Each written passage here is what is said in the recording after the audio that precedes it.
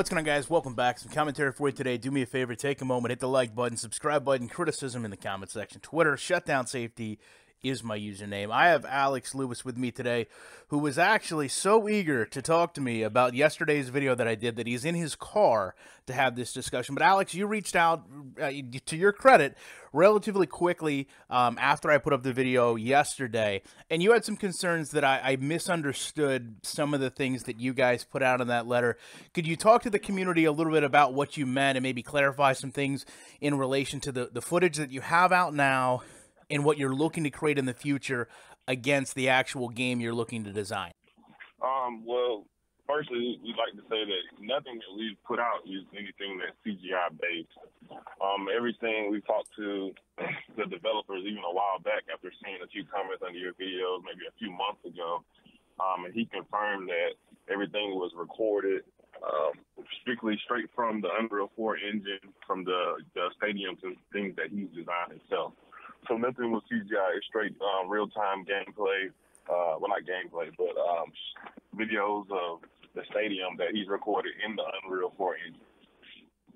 So you're developing the game using the Unreal Engine then, is that correct? Yes, sir. So the next developer that comes in to work with you, because you've expressed the ability to look to publish and design the game, you would want them on the Unreal Engine, or need them to be on the Unreal Engine. So yeah, just to use the assets that we already have on hand. Yes, sir. Okay, so with that being said, what assets do you physically have working toward the title that could be absorbed by whatever developer comes on board? Well, right now, we have the stadium that we've showed, and we have them working on another stadium now. And we also have, helpers and stuff that we've been releasing on Saturdays to show the different designs that developer has been able to create. As far as the publishing end, we're just looking for, a suitable partner so that we can have someone to help us to develop the title. Ideally, we want them to work on the Unreal 4 engine, but if they didn't, then, we just have to consume the assets that we already have and then just kind of start over. We have been in talks with a current developer who was established in the community, but we haven't really been wanting to talk about it too much publicly because of the simple fact that we don't want to ruin the talks that we have now. So that's why, I can't say his name here today, but it's somebody that we have been talking with that has expressed interest in helping us to develop the project. But the thing about it was that for them to help us, they were willing to help fund at least half of the development, but we would have to raise those funds. So that was how big the Kickstarter was and investors are and things of that sort. And the thing about it is, in terms of publishing aspect, a lot of different companies start from that perspective as well. We talked about that a bit in the letter as well. Like Electronic Arts started off as a publishing company. Because when the founder started the company, he wasn't a developer just like neither Cam or our developers.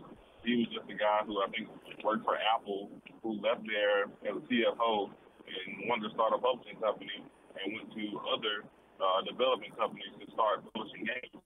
So essentially, especially people in the sim football community want for Cam and I to be developers, and we really are striving to. So to kind of supersede that, we thought, well, why not just publish the game instead of trying to develop it up front and just find somebody who's experienced in that to appease those people, in a sense, and to have those people that are experts at their craft handle those efforts.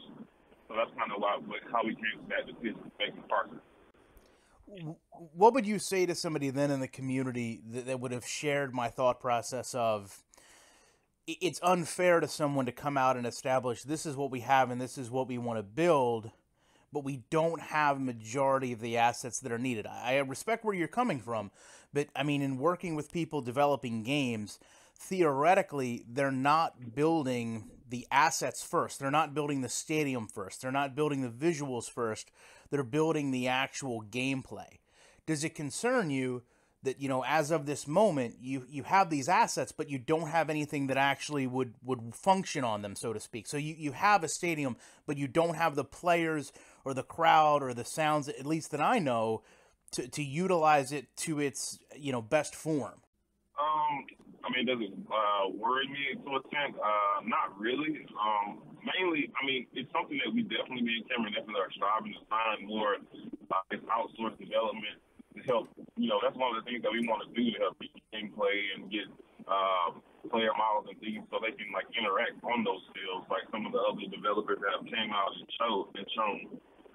But I don't think it should discourage or be a negative connotation to anybody that's out like Cal or the Canadian guy or the guy that makes access because they are developers. You know, we're coming from a completely different aspect. So everything that we're doing is just to try to get things to build on from there. You know, they're able to actually go in and build their assets themselves to a certain extent, and then hire on other people full time and things of that sort. Cam and I aren't able to do that. We work full-time jobs and do other things, but we have a vision to want to create this game.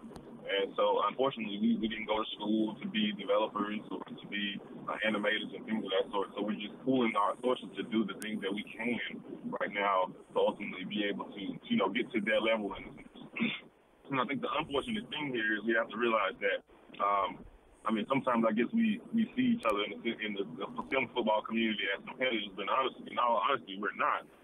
We're all on the same field because until somebody gets to the level of electronic arts in the football realm, they're the giants. And so, I mean, until someone's able to play them, then we're really all on the same playing field. In my eyes, we should all work together because they're the only Goliath that should be slain here. So we shouldn't be trying to shoot down each other.